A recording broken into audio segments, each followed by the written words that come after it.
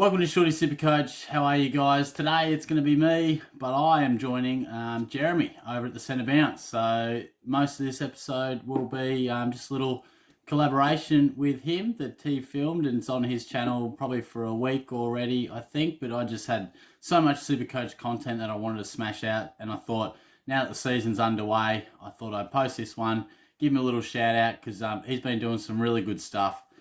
He's a really passionate fella and been pumping out some good videos. So, yeah, if you love your footy, SuperCoach, feel free to go check him out. And, yeah, enjoy the chat. Thanks, guys. Hey, guys. I'm Shorty SuperCoach, and you're listening to the Centre Bounce. Nice.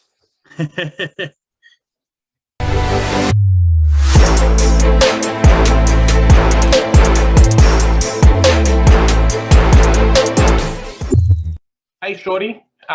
Thanks for coming on the channel today. Really appreciate it. Hope you're doing well.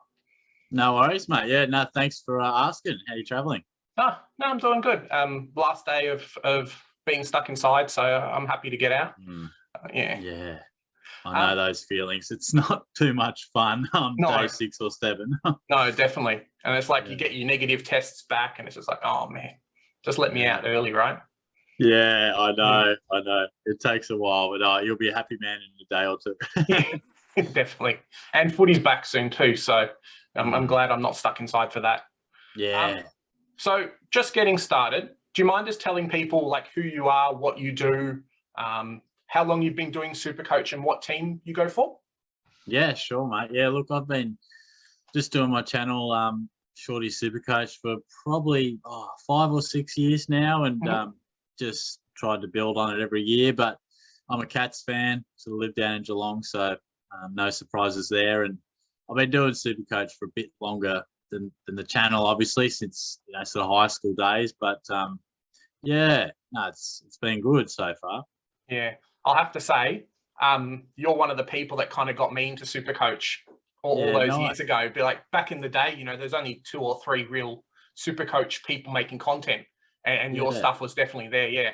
Oh, no way. That's awesome. No, I appreciate that, mate, because it's I remember when I first got into it, I was like, gee, there's not many, because I initially went looking for some stuff, probably like you did, and I was like, there's not much here. I might just start recording some stuff, and like now it's awesome. There's lots of different channels and things, but which is great for the community and that. Yeah, no, something we were talking off air about my recording with SuperCoach Mama, and one of the things that she brought up as well was just the amount of content in general has just exploded online, and people are seeing so much more than maybe what they had done in previous years. And it's not just like a Herald Sun article anymore that's where you get your information from. There's so much from yourself, from me, from a lot of the other guys too. Oh, it's crazy, mate. Like I think back and probably going back 8-10 years, you could be onto something like a player or someone that played well in a scratch match, and you could, if you did your research, you could know it, and some of your mates wouldn't. But that's impossible now. So it's a different game, and you see very similar sides across the board for that reason. It's very saturated. Yeah, there's definitely not that many people taking pod picks anymore in their SuperCoach starting teams, because what do you know that I don't know, really? Yeah, and it can go so wrong if you get that one wrong, it can really cost you. Definitely true. I know some dodgy starting picks I did last year kind of set me back for the whole year, so that's not going to happen this year, hopefully. Yeah, good. We'll see, but do your best. I'm hoping the same. Yeah, I had a couple of stinkers, like Jordan Clark killed me, Hayden Young killed me, so hopefully none of those. Tom Tyson, so yeah. Oh, he last year was tough, I reckon, like with injuries as well, and very tough. So are there any big takeaways you've got from your SuperCoach season last year that you're trying to implement in this year? Any things you're kind of worried about or anything like that? Probably just trying to do a bit more of what we were just mentioning, and probably not shake it up too much. Probably the number one thing would be set and forget in the ruck. I probably haven't done that for a couple of years, trying to save some money, and it just hasn't worked. It's kind of backfired big time, it's really set me back. So Yeah. just trying to keep it a bit simple. Guns and rookies. Our rookies are a bit scarce this year, but Definitely. just trying our best. Yeah. So you've jumped off the Wits train. I saw you had them in a few of the earlier team videos. You've jumped off the Wits train now. Yeah, that's it. Like I initially was sort of optimistic, and then I was kind of like, hang on a sec, this got you last year, got you the year before. Yeah. Wits might be a handy pick, but I was like, nah, just Gorn and Grundy, mate. It's repetitive, but it works more often than not. And it's the extra captain option too, right? Like, Yeah. You're missing out on Gorn, who's probably going to score 130 every week if he's having a normal day. So missing out on that's pretty important too. That's it. Yeah. Have you watched any of the preseason games? Yeah, I've watched quite a few. Like, got the KO going, and pretty much like I work most Sundays, so it's either on the radio or on KO. Definitely didn't get around to all of them, but sometimes there were games where I was like, I'll just watch a quarter here and there, particularly for SuperCoach. Like you sort of want to see if a guy's lining up in a certain position. So yeah, like we were saying, it's great to have footy back, even if it's just a practice game. It's good to have it back. Yeah, I found a lot with the preseason games too. It's probably the first half that's the most important before players start getting rested, because you'll have a premium that does well, and then some rookie out of nowhere scores like 100 because all the good guys have been out of the team, and it's just like, why did this guy do this? So you definitely start to notice when so they're kind of resting a few of the big dogs. Definitely. Now that the younger fellas getting to go in sort of late in the third quarter and all that.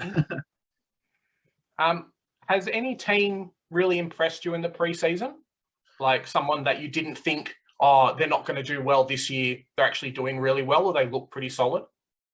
Yeah, I reckon probably Carlton is a team that I've probably been really impressed by, I must say. Like, and I know we'll sort of touch on sort of how our top 8 and that sort of thing looks, and I see them as a bit of a bolter. I think those additions, particularly to the midfield, and you get Curnow back, and he'll only get better as he gets fitter. So I've probably really liked what I've seen from them, and I think Fremantle as well. Like, they're still quite young, but I just get the sense that they're building pretty well too. Yeah, no, definitely. Richmond would probably be one for me too. Guys that weren't in the top 8 this year. They just look so solid. I don't know if you caught any of the game, but Noah Bolter up forward is just nasty. Yeah. Well, I saw because they were down at Geelong, obviously playing Geelong, and I went along to that, and they did look really pretty dangerous.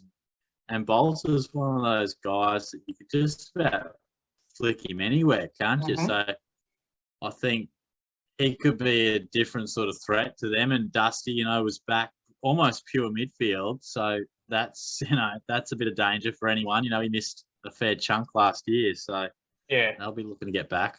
No, definitely. They're one of those sides that I don't think Hardwick would probably allow them to be in the middle for too long.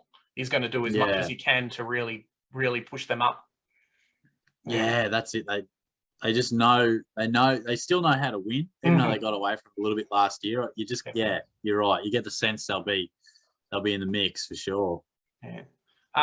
So I've got you on today to do some predictions for this year. And thanks obviously for coming on.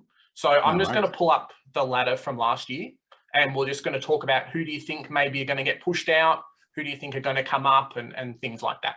So let me just pull up the screen. Yeah, sounds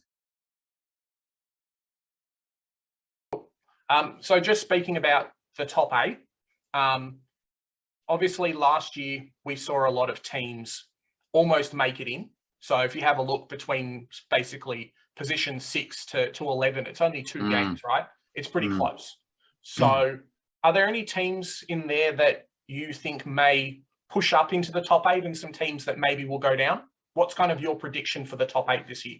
Yeah, like when we were talking beforehand and just how we were going to sort of run the session today, I thought I better have a good think about the top 8, because that's probably one that, you can't fit 10 into 8 sort of thing, or 11. And that's kind of how I found myself looking. I was like, gee, I've got to try and narrow this down. So I think from just looking here, I feel as if from outside the 8 point of view, I can honestly see Richmond and Carlton jumping into it. Mhm. To be honest, I probably could see West Coast sliding a little. That probably comes as no big surprise with their chaos of a off season. Yeah, And definitely. I think maybe even Port Adelaide.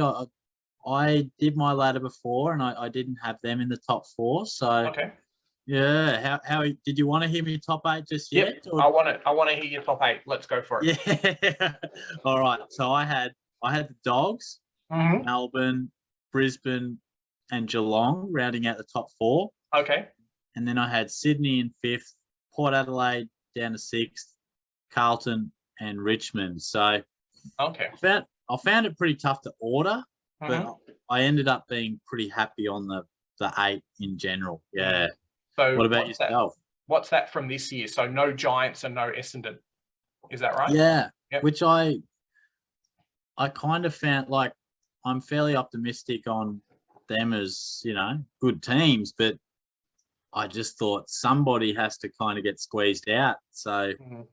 it's tricky, isn't it? 10 Yeah. into 8 doesn't quite work. No, definitely. So who do you have for the bottom 4 then, if we go down? So last Yeah. year, North, Collingwood, Gold Coast, and Adelaide were there. Who have you kind of got as your picks? I didn't have a massive difference. I think the only difference of that bottom 4 would be Gold Coast leaving it and Hawthorn coming into it. Okay. If I just have a look here, I had Collingwood 15th, Adelaide 16th, Hawthorn, and then North Melbourne. Like, I found myself almost like process of elimination, and it just came down to North Melbourne as the wooden spoon. But I actually sort of love what they're doing. Like, so I sort of don't feel quite comfortable picking them as a wooden spooner, but they're probably just inexperienced, So Yeah, definitely. yeah. How are you seeing it? Do you got any bolters or? As a North fan, I'd like us to move up the ladder a bit more. Yeah. I kind of agree with what you're saying. It's definitely, I don't know if the season or the competition has ever been this even, almost. Yeah. Like, you've got a couple of teams that are really good, but on any given day, a Collingwood could beat Richmond, or could beat Freo or St Kilda, or, even Gold Coast. They won a couple of their preseason games, right? So on any given day, anyone could be that close. I think you're probably right. I'm going to stick my neck out and probably say North, Collingwood, Gold Coast, Adelaide, and Hawthorn. So that top 5 are going to make up the top, the bottom 4. But I don't think I've got really a prediction for who's the wooden spoon team. I think West Coast probably could, if they've got a couple more injuries and players out, but they will fall down the ladder quite a bit. How do you see them doing this year?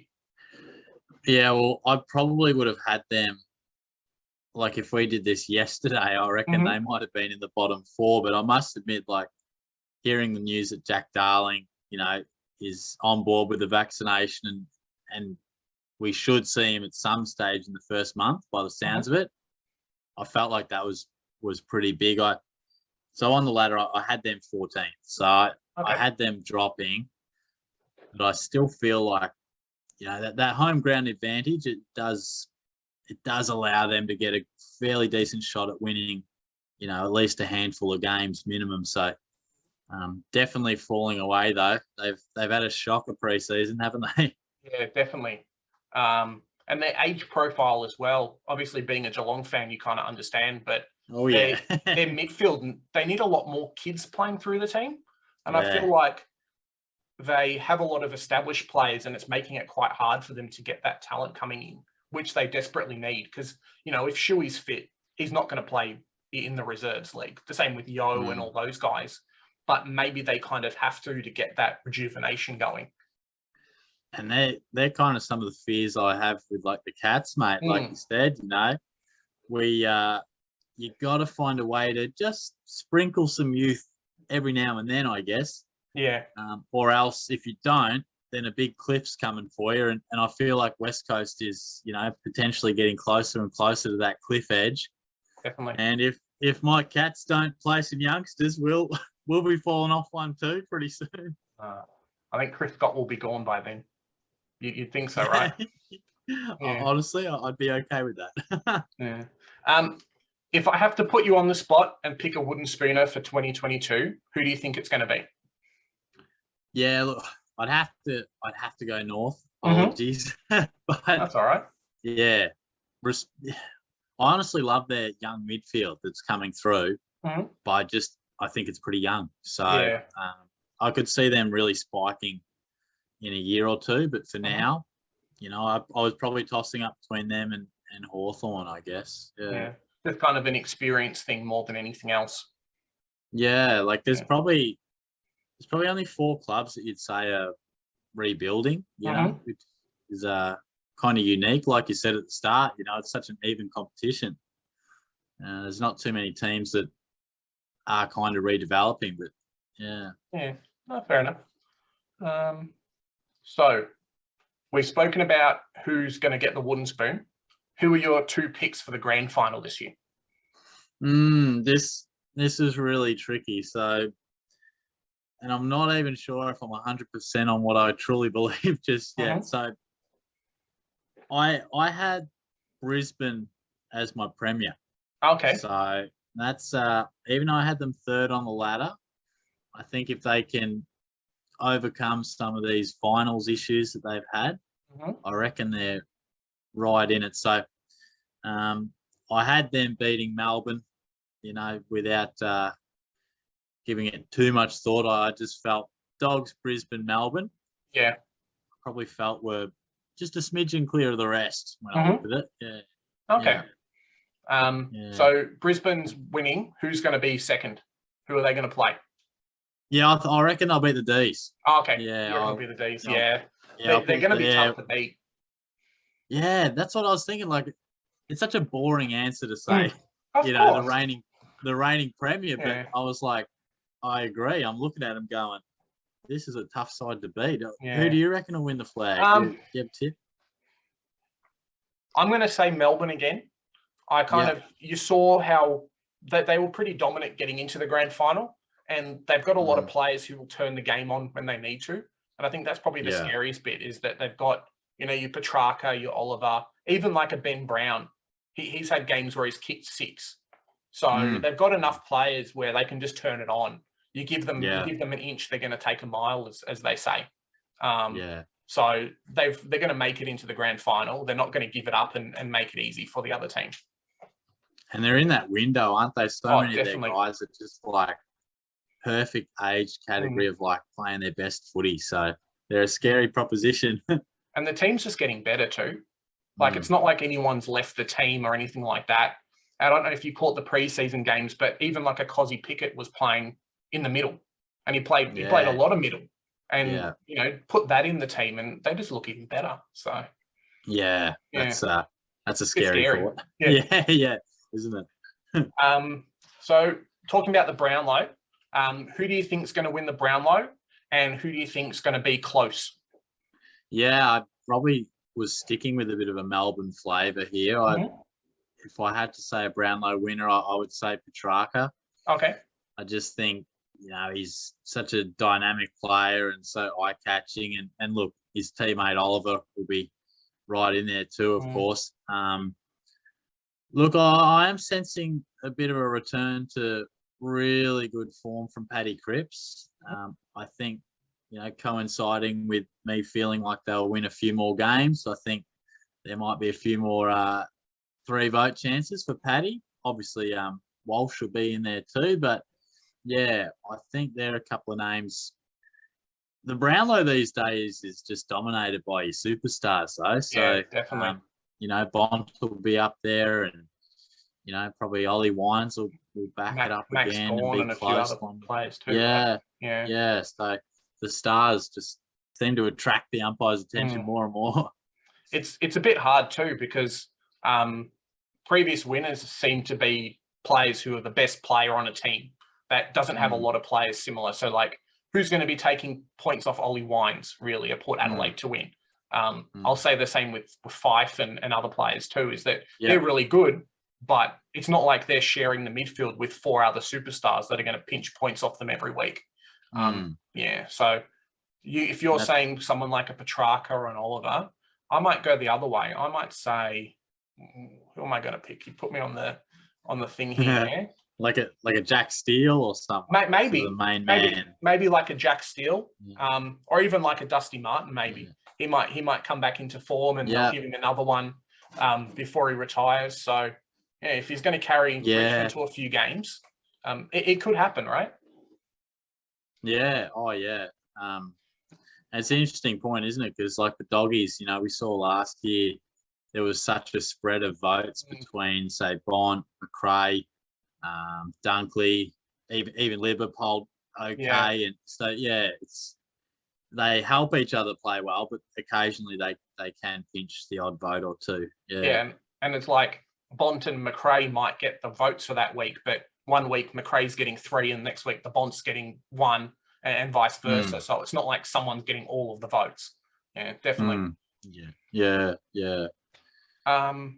So next up, we've got the Rising Star. Who's your pick for the Rising Star this year? Yeah, I'm probably going to be a bit boring here and just go with Nick Dacos. Okay.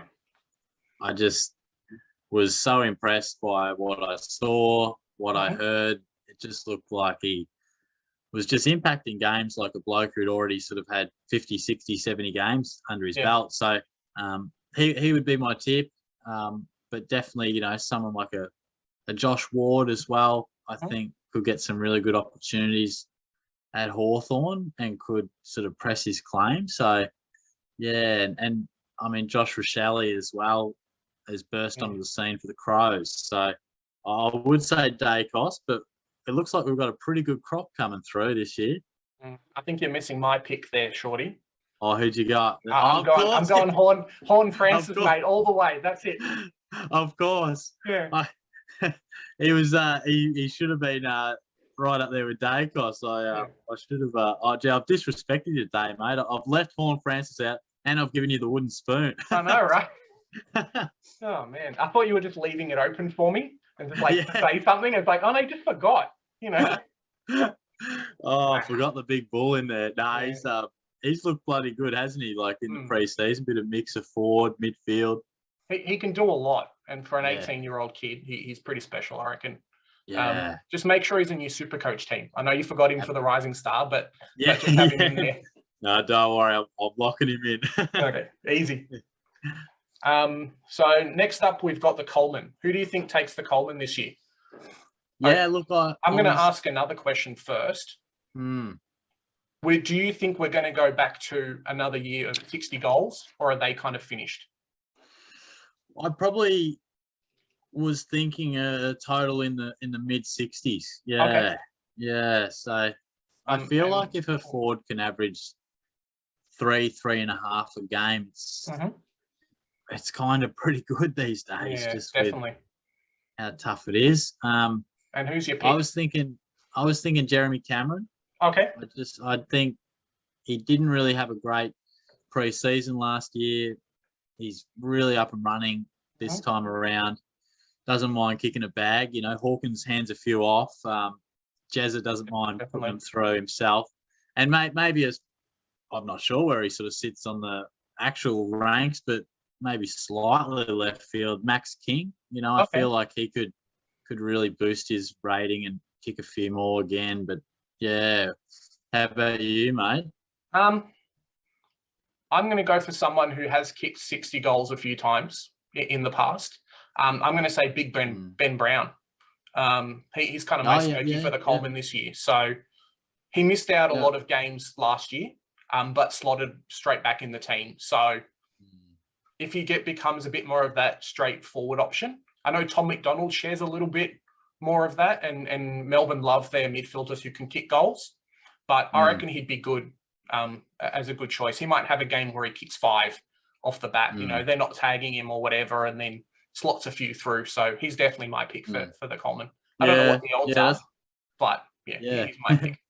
Yeah, they'll get plenty of delivery down there, won't they? Definitely. Yeah. And the crazy thing about Melbourne is just you stop one guy and there's 5 other guys that can kick the goal too. So Yeah. Oh, yeah. Like Fritz kicked 7 at some point last year. You know, they can get you from anywhere, can't they? Yeah. It's crazy. Sucks to be Sam Weedman stuck behind everyone else. Yeah, I thought he would probably leave, but He should have. yeah, he's staying patient, but I don't know if he's going to get a chance too soon. I don't know if it was a case with him of like Melbourne wanted too much.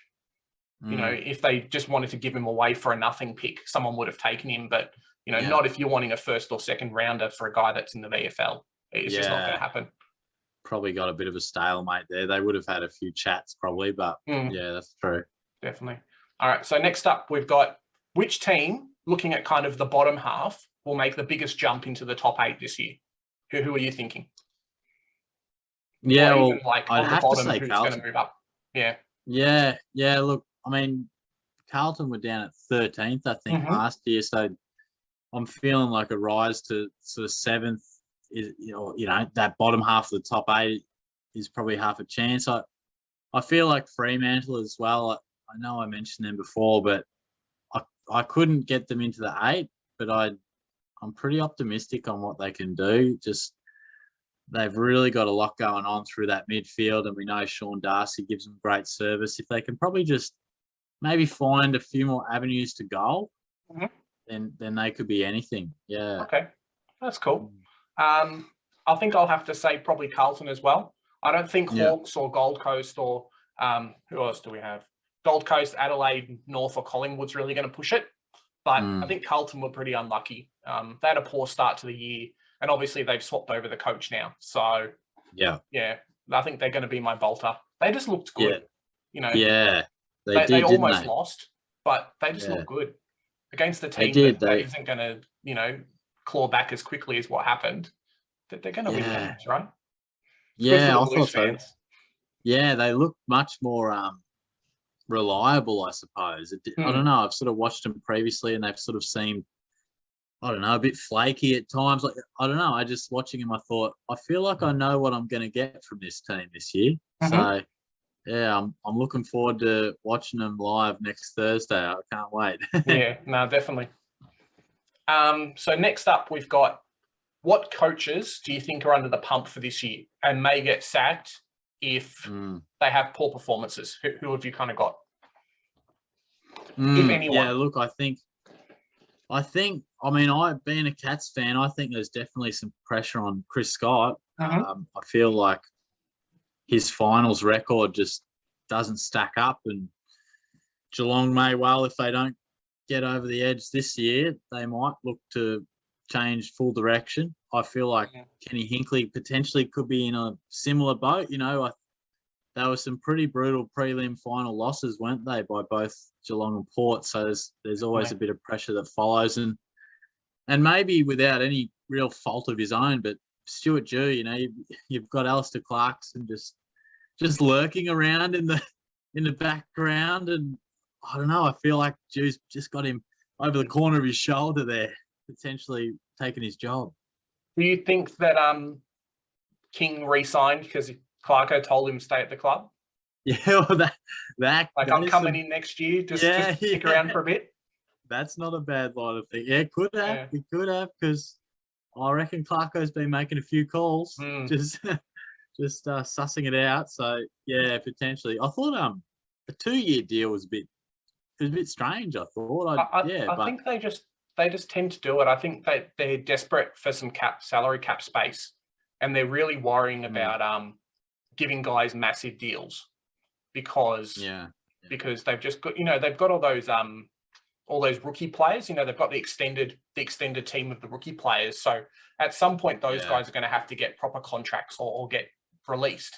So I think Tuke's on a big deal, but I think just in general they're a bit cautious about doing it, as opposed to some other clubs that, like Port's just re-signed a bunch of players for decent money. So kind of opposite ends of the spectrum there. Yeah, no, that's a good point. Yeah, that's true.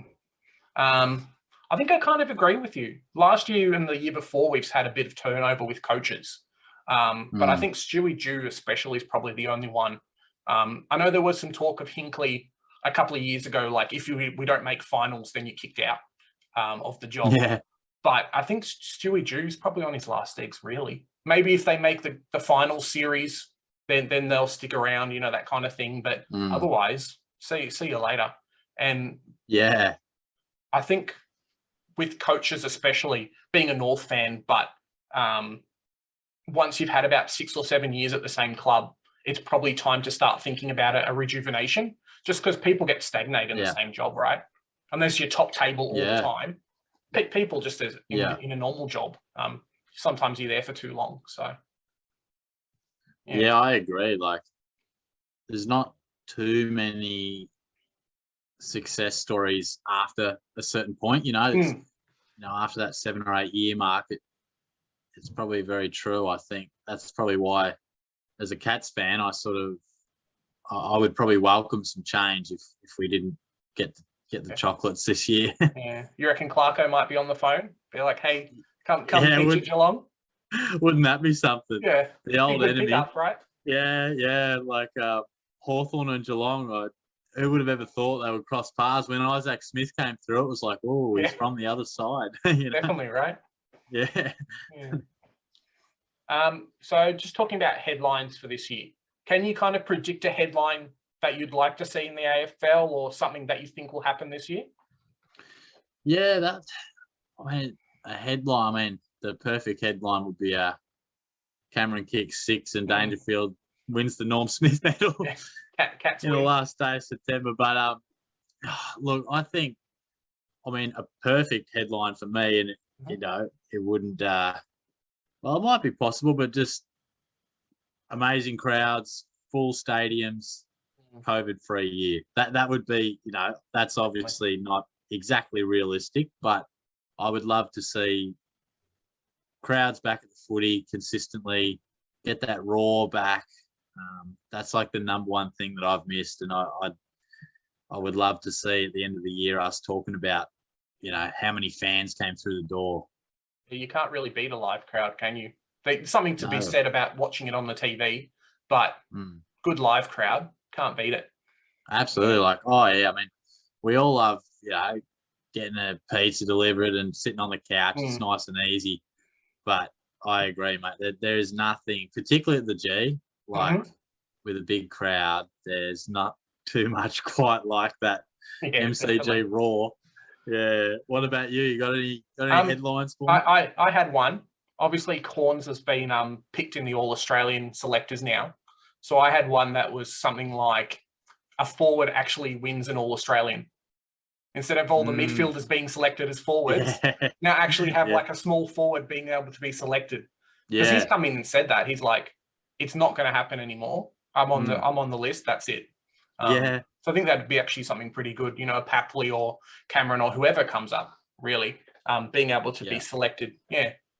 Yeah, I heard him on the radio mentioning that, and I reckon that would be good because we do often have, midfielders on half forward flank, and they're great players, but it's maybe not like a true reflection of the position.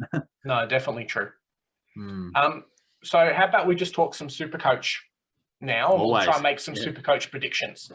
So what have we got up first? We've got here. Sounds good. We'll just do defence, mid, ruck, and then forward. Just kind of how you read a team normally. In your defence, can you give us your predictions for the top 6 defenders? It doesn't have to be 1 to 6, but just guys who you think will be top 6. Yeah, sure. It's always tough to narrow them down, but I would go Lloyd, Short, Stewart, Crisp, Whitfield, and Ridley. Okay. That's 6, I think. Yeah, I think I'd be happy with that. Yeah. That's pretty good that's a pretty good defense. You'd be happy with that, like in a regular team, right? Absolutely. Like I've tried to cram a few in there into my own team at the moment. Would you have any differences, or how's your backline going?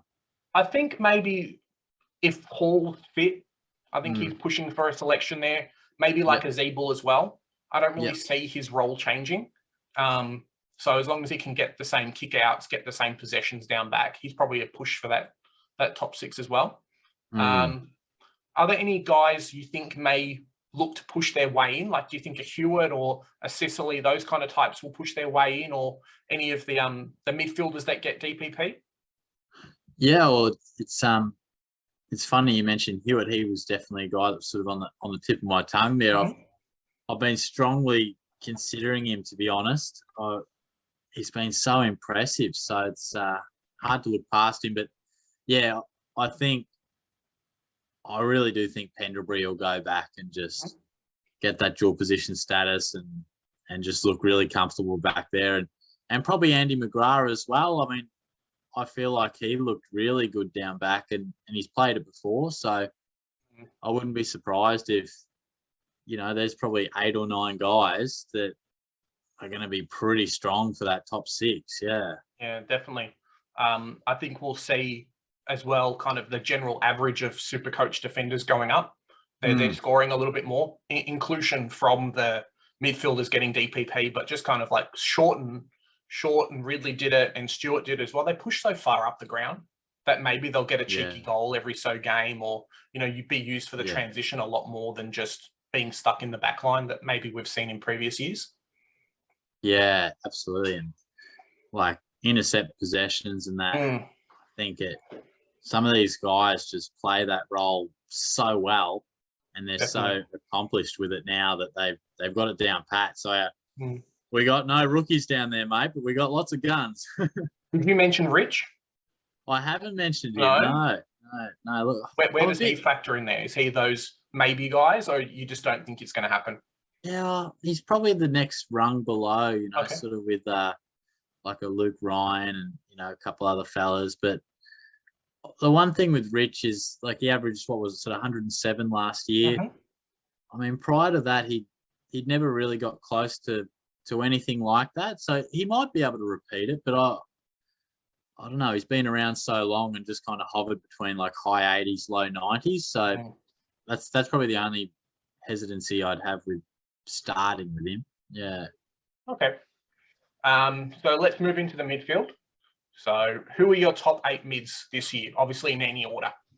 Yeah. Well, look, I'm pretty comfortable with the top 4. I feel as if McRae, Steele, Oliver, and Bontempelli, they're what did I say? Steele, McRae, Oliver, and Miller, I should say, are the top 4 guys. Okay. And then I'd probably round it out with Bontempelli, Petrarca, Lockie Neal, and Sam Walsh. I mean, obviously injury affected, so his total points probably won't be top 8, but I feel like once he's on the park, like, his average is still going to be top 8 worthy. So yeah, I just wonder when he gets out there.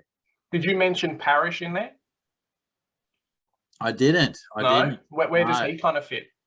Well, I was doing a little draft ranking the other day, and I think I had him about, might have been 10 or 11, I think, which, sounds a little disrespectful, doesn't it? But I probably had Tommy Mitchell, and I actually had Callum Mills fairly high up too, and then sort of your Parrish, your Merritt, the duo from Essendon. So yeah.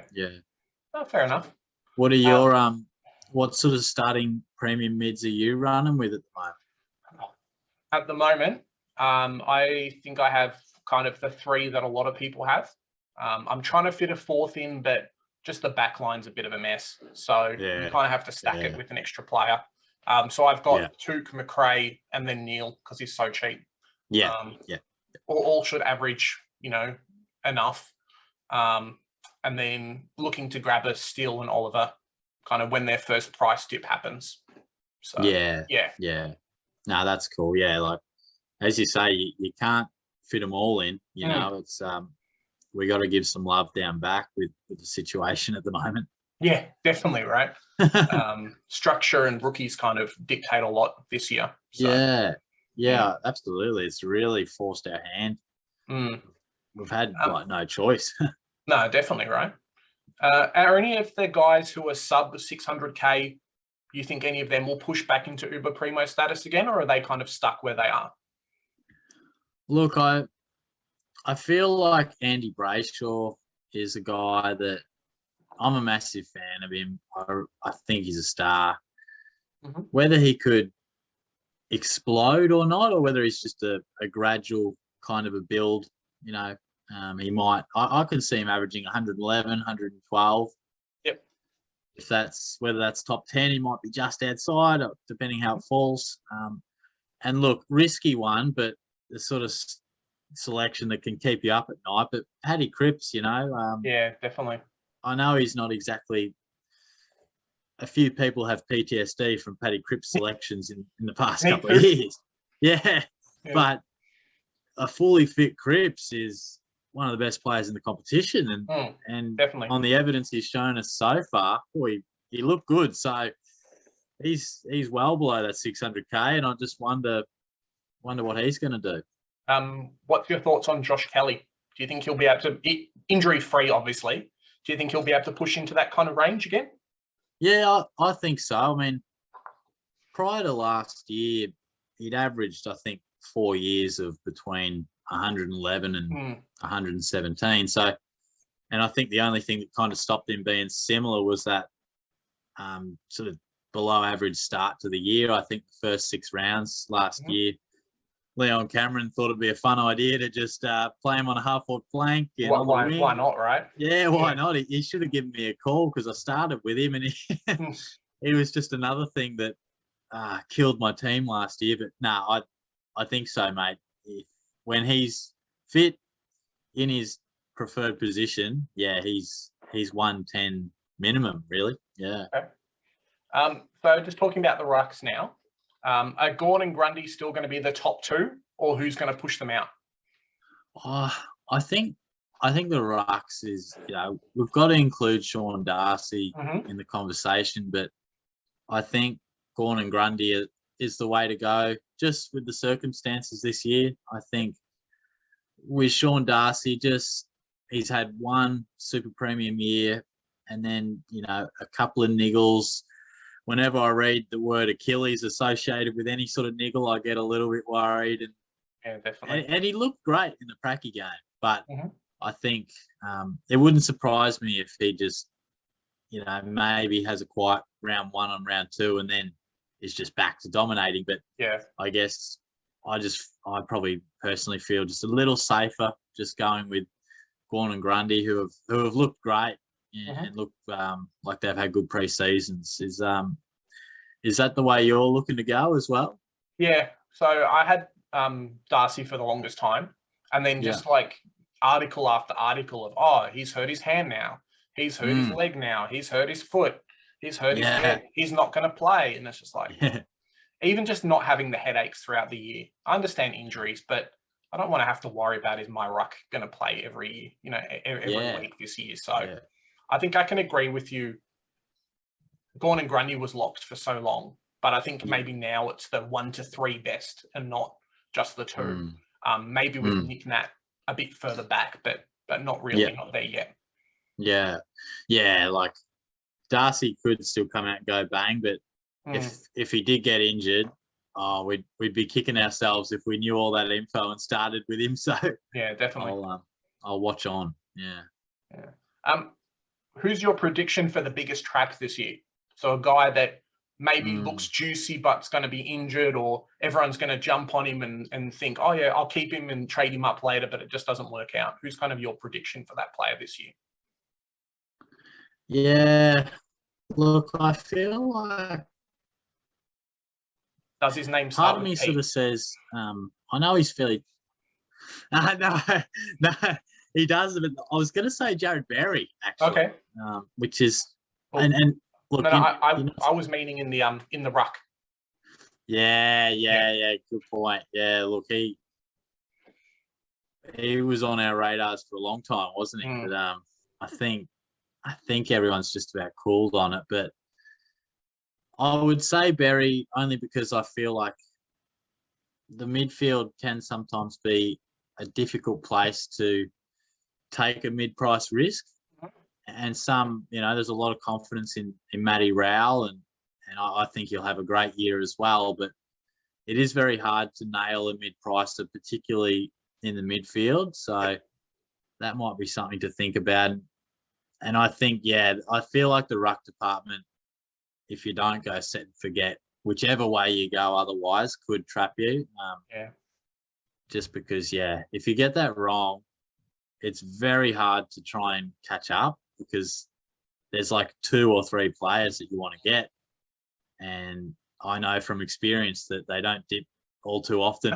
So you're burning trades like crazy just to try and catch up. But otherwise, I'm pretty optimistic on guys like Hewitt and like even Will Brodie and that. I'm just interested to see how it looks with Fife. But is there a guy that you're like, nah, he's a trap? I think maybe like a Caldwell is probably the biggest one for me. Yeah. Like going back to the rucks, I'm probably not going to pick a Wits. Obviously, we've spoken about set and forget, which is the right way to go, because I've had that time when you've had to triple trade to get a premium in the ruck, and it's not fun. Yeah. But I think guys like your Caldwell, he went really big in the preseason, but only when Merritt was out. And I think kind of our talking about watching the games and analysing, what's happening because of this, it can be really important to do it that way. So you kind of have to realise, I've seen some teams with him and they're like, he scored 100, he did really well. It's like there was no one else big in the team that was playing, right? So, they're probably my only picks. Maybe like a Brodie, but we'll wait and see. Yeah, I think there's a few blokes around that 200K mark in the forward line that could either be ripping picks or could really hurt you. But at the moment, it's hard to get a read. So, and we saw that last year too, right? Like there was quite a few guys, especially in the forward line, your Zeeble, Impey, Tex, all those guys that they could have been crappy picks, but they turned out all right. So maybe it's the same this year. Yeah, I hope so. And then, we see like I said earlier in the session, like Jordan Clark, Hayden Young, again, they were sort of, I think, 200, 250, and they didn't work out so well. So that it's fraught with danger sometimes, but hopefully it pays off for us. No, definitely true. So just speaking on the forward lines now, who have you got kind of as your top 6 forwards? And jumping on that as well, do you think there'll be any big players that get DPP this year? I reckon Dunkley is looking like a clear number 1. Yep. And I think Duncan and Taranto are going to be, absolute locks. They just might not be guys to start with. That's all. Just due to one injury and maybe Taranto positionally, I feel like Dustin Martin's got to be in there. Zach Butters, I feel, could be in there. And then it's really hard to say. There's a small part of me that says even Stephen Cornelio could come out and go gangbusters, and we could keep him all year. And then you can sort of throw a blanket over guys like Heaney, DeGoey, Thomas, Bailey, Treloar, English, So, and dual position. My old friend Heaney, I love him. I really do. I guess that Papley injury just, saw him play a bit more forward. I know Franklin was out too at the time, but I just would have, if he came out and played mid again, bang, he would have been in my team. But I just got a little bit of cold feet, mate. I got a little bit. I think that was the same for a lot of us. I know in that preseason game, Longmire stood back and Dean Cox, I don't know if you noticed, but he was the coach for that game as part of their developmental program. They give them some extra games to coach yourself. But I agree, if that's the option, he scored a couple of goals. It was against the crappy North team, but you wouldn't pick him over Butters, and you're probably only going to have one of them in your side to start with. So, And the more I sort of looked at my team, the more I thought, well, I probably am better off, spending or going down to a Brody, a Cherry, a Ralph Smith, whichever way you want to cut it. And like we've said a few times, spending that coin down back. So at the moment, I wouldn't be surprised if we, Papley comes back in round 8, Heaney's in the guts, and all of a sudden, okay, we've got to have him. But definitely, maybe not to start with. And who do you think will get DPP in the forward line this year? Do you have any predictions who will get it? Yeah, well, I was thinking about this one. I couldn't land on anyone that I felt would be sort of super relevant. I think Heaney and Butters, right now are pure forwards. I think they'll clearly get mid. Yeah. Yeah, but not really forward line. Yeah, that doesn't really change it to us. I mean, about a month ago, I thought Nat Fyfe might get the F next to his name, but now he comes out and says, "Nope, I'm playing. That's it. I'm playing mid." Yeah. Bontempelli spends a little bit of time, but is it enough? I don't know. So I didn't at this stage. I couldn't say anyone with a great deal of confidence. Did you have anyone in mind? Or? I'm hoping Bont gets it. I haven't planned to pick anyone who gets DPP in my forward starting line. Plan ahead for it, but I'm hoping he gets it. With Bruce out, he seems to be lining up a little bit more in the forward line, just because they need that market taker there. But thinking about it, we might get a couple of ruckmen that have DPP. Maybe not the main ones, but definitely those guys who are only selectable as a midfielder. If they're lining up second to a main ruck, they're going to be lining up in the forward line, right? So we could get a Mario Chol or Rowan Marshall or someone, just depending on how they play. Yeah, that's a really good point, actually. Yeah, I think you're right with, if Ryder comes back, we know Marshall's going to play some time forward. So that's a good point. Yeah, it could be definitely one that we like. I think we'll get the most changes in round 6, just because the sample size is a lot smaller. But the Bont's not going to play 12 games of 35% forward, but he might do it for the first few. I don't know if you caught it, but Max Gawn did line up in the forward line for a cheeky 40% in their Melbourne game. Yeah. So I'm hoping, but it is not going to happen. So that it felt just experimental, didn't it? Oh, definitely. rather than anything else. Hey, super coaches would love it, right? So yeah, wouldn't we? So a bit of a prediction for next year. Who do you think will be the most expensive player in 2023? Yeah, I think I probably landed on Brodie Grundy with this one, actually. Yeah, so I just felt that he's just going to really return to his absolute best and average in the high 120s. And he probably has said himself that he really didn't like the hub life, but of all people, it really just didn't. We all handle those situations different. So I think back into some normal life, I think he could be the top scorer and therefore the number $1 player for 2023. Yeah. Okay. I'm going to go a little bit more left field. I'm going to say Big Took Miller. He's going to be my pick. Yeah.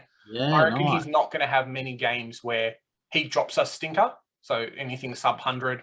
I think he's going to be the main picker at Gold Coast. And, I'm betting on a 130 plus average this year almost. Yeah. Wow. Yeah, we saw on the weekend how dominant he was. And, he still made mistakes that game. So, if he's the only guy getting the ball, why not? Yeah. I mean, he even kicked a couple of goals, which, definitely. if my memory serves me correct, he wasn't a noted goal kicker as much last year. So, if he adds that to his game, goal a game or something, pretty good. Look out. Yeah, definitely. I think if you don't start him, you're in a bit of trouble this year. A lot of people haven't, but yeah, and I'm one of those, so I might have to do a sneaky steal to Took trade somewhere, that could be potentially an option. Yeah. Okay. So just before we finish up today, do you have any advice for people doing SuperCoach this year? So anything that your vast experience of playing and commentating, that kind of thing, that watch out for or don't watch out for this year? Yeah, I think I would say still value the guns and rookies approach. I think with this rookie panic situation, I've seen, quite a few more mid-priced options come into vein, which, they are necessary at times, but still try and get a good balance and make sure you got 10 or 11 genuine premiums that you can bank on. And then I'd probably say just trade-wise, yeah, we've got 35 this year, but I'd still really respect them. I think we've got more than we've ever had before, but I still think they're just as important. We've got no idea what could happen with isolations, and I get the sense people might burn through them a bit quicker. Yeah, definitely. So if you can still treat them how they should be, you might get an advantage later in the year. Yeah. Cool. Yeah. That makes sense. And obviously have fun too, right? Absolutely. If you're not having fun, what's the point? Yeah, well, that's right. Keep the banter up. You got to have a bit of fun with it. Yeah. Enjoy those leagues with your mates and that type of thing. Because if you do lose sight of the fun element, it can be a pretty frustrating game at times. Oh, definitely. Which I've found out sometimes. Yeah. I think you've just joined one of my cash leagues too, or one of the cash leagues that I've been part of this year. So that should be some good fun throughout the year. Yeah, nice. I didn't realise you're in. Yeah, nice one. Yeah, that'll be fun. Yeah, good. Bit of bragging rights on the line. Yeah, bragging rights, definitely. So what have you got coming up? I guess let us know kind of what's in the works between now and start of the season. And what are you looking to do extra? I know you're making weekly videos like for your team. Are you doing anything extra throughout the year? Yeah, so probably the next, leading up to the season, I'm just smashing out the videos, trying to do everything I want. I'm doing these videos where I go through every sort of relevant player, I call it. So if they're in a couple of percent of teams, 10% of teams, I'll just screen record and just kind of have my 2 cents worth on it. I've got obviously a team reveal and going to just talk about a few of those top end rookies as well, like Brody and Cherry and that. And then for the season, pretty much stock standard. I'll have my team, how they went over the weekend, a video throughout the week. And I'm looking to go do my live sessions as well, which are always a bit of fun. So yeah, I think, and look, I might do a footy tips video.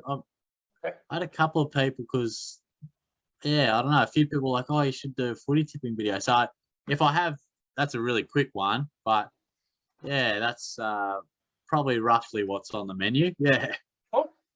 I'm looking forward to seeing it. Yeah, no, thanks, mate. No, I appreciate your comments and stuff when you get involved. So it's good. Yeah. Nice. Well, thanks again for coming on the channel today. Obviously, really appreciate it, and hopefully we can do some more of this again during the year. Yeah, absolutely not. I appreciate you getting me involved, mate. And we'll definitely talk throughout. Yeah. Cool. All right, Shorty. Thanks for coming on. Cheers. Thanks, mate. Cheers, guys.